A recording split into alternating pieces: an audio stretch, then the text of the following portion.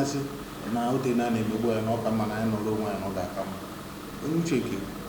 ekele etu ọ ga-ejide mee ya ọkara ofu okwu m mbụ bụkwa okwu m abụọ ka anyị kpachapụ aka n'anya mara ebe anyị na-ekwu n'ebe mmadụ nọ enwe ọrụ a ga na-arụ ya na-arụ ya na nzuzo ọ na-abanye hapụ ime mkpọtụ na-arụ ọrụ a mgbe e rụchara ọrụ a pụta ihe onye ọbụla afụ ya oke na ngwere ka anyị hapụ ime nnukwu mkpọtụ a na-eme ka a na-egbu ndị enweghị ihe ha mere bụ oke mkpọtụ a enwe ọtụtụ ndị obodo ndị mere ya mana ha mere nnukwu mkpọtụ mana ha nwetara ya nwe ndị mere mkpọtụ egbuo ha ọkara ha nwetakwa ya anyị nwere ihe nne na be anyị anwụ ma nwe onye na-adị mmanụ biko ana m ayọ ka anyị were ya nwayọọ ihe anyị na-azọ ọ dị mma ka anyị were ya nwayọọ si n'okpuru na-azụ ya na-eso ya nwayọọ anyị ga-enweta ya anyị nweta ọ ga-abara anyị uru mana ka anyị natagodo anata bịa kpee udo n'ime onwe anyị ka anyị dị n'otu ọ na-eweta m na anyị adọrọ n'otu ka na-aba azọcha ọchịchị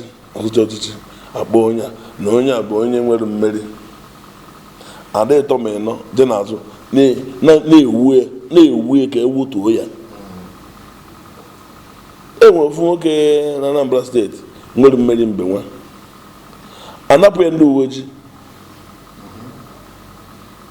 anọkwa n'ime anyị gwara napụkwa ya ndị uwe ojii wogide wotuo ya ka e weturu ya gịnị mere obodo anyị dịkwa ka ọ dị kedu ebe na-ata anyị ka ọ tadebezi anyị ka anyị fụgodo onwe anyị n'anya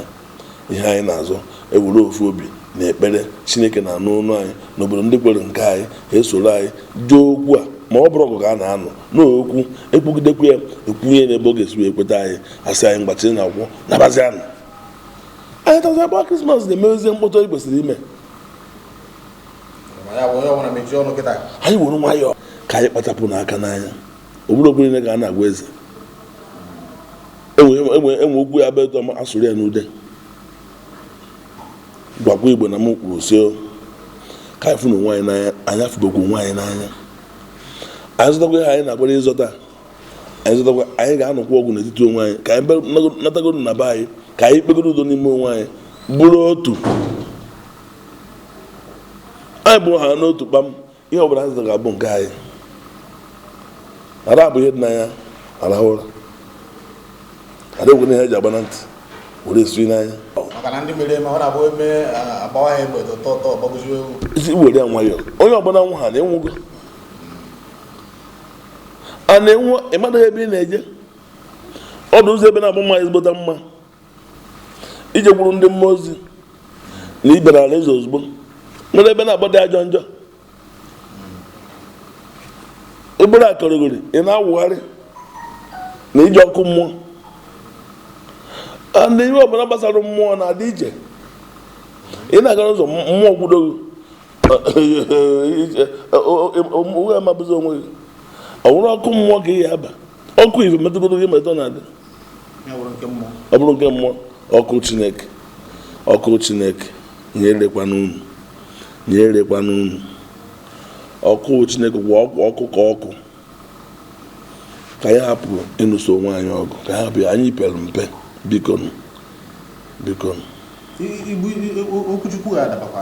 ana m atụkwa n'anya na ikekwe enwere etu si akwado ka imepe ụlọ ụka ịma na ndị mmadụ mepeziri ụlọ ụka dịka shop bụ ebe a na-ere ụmụ ihe ma kọrọ ngwa m ihe ọ bụrụkwa maka ahịa ka m ji emepe mana m emepe mma na-ejegodo nke alụrụ Chineke anyị kpebe ya n'ebe a maka na ndị emepe ụka kịta na ịbụ ndị mmụọ ozi na-eme anya n'ihu a ga-asị na m ji egwu mkpegodo ekpere abalị na-abụ anachi ọzọ ịbụ n'ime iniri egere ga-ere anyị na-egwa Chineke ezi na mmụọ ozi jikarakwara mmụọ ziri ọchị obiọma na-agbara a na-agba egwu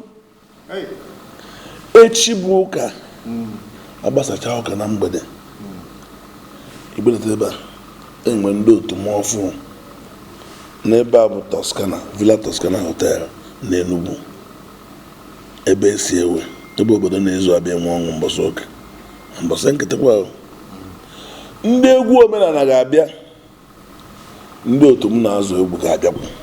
ma mụ ọbịa ibu mkpakọta konye ọganihu a na-anụ ụnụ ya eke nwaanyị bewere ọgaraja na kọstad ka m na-agbaza ụka onye anọkwa ya ga-ezọ egwu nakwa omenala ka ndị ugwu mba nọrị ha ka ndị okenye gọọ ọjị ịkpọrọ m ya n'isi ndị be na-akpọ m efi mba Ogbuefi ka na-akpọ ya dịrị ụmụ nwanne mana ọ bụrụ na eto ha na-akpọ efi ọzọ ka efi akwa nke a ka ma na-ebe anya ọ bụgara Igbo mma eweta ya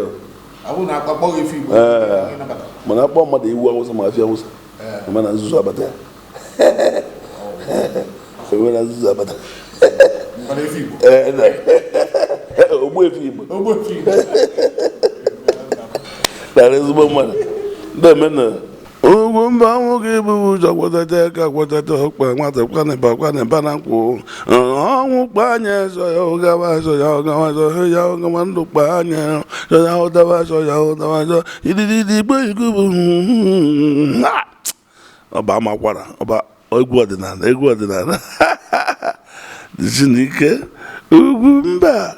odogwu John ka ọba afam ka ọ dị